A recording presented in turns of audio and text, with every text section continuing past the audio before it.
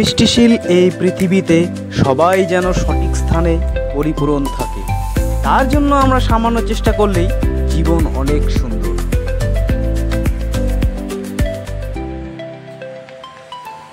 তো বন্ধুরা, এই যে দেখুন এই রান্নাঘরে, তো এই রান্নাঘরে আমাদের এই যে এটা হয়তো পেঁয়াজ রসুন নয়, বা রসুন হতে পারে, পেঁয়াজ রসুন বোঝা যাচ্ছে না, যাই হোক অনেকটা পেঁয়াজ আইডিয়াই দেখা যাচ্ছে পেঁয়াজ।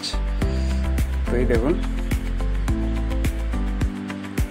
তো এটা বেড়ে ওঠার জন্য এই জায়গাটি নয়, তার জন্য এটাকে আমি আমার পিছনে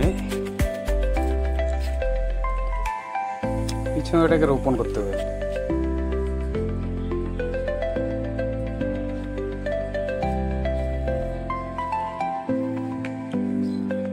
এই যে আমার সবজি বাড়ি, এটা হচ্ছে গন্ধ পাতা,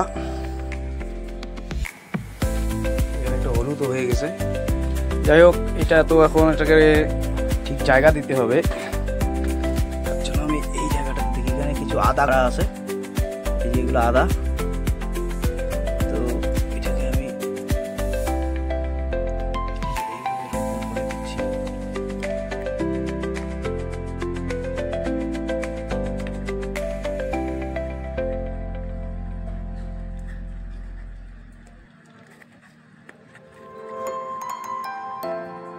মাটি দিয়ে এটাকে রোপণ করে দিচ্ছি।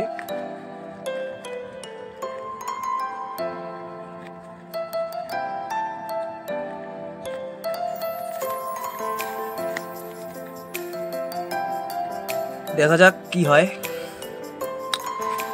তো এগুলো আদা, এগুলো সব আদা বের হয়েছে।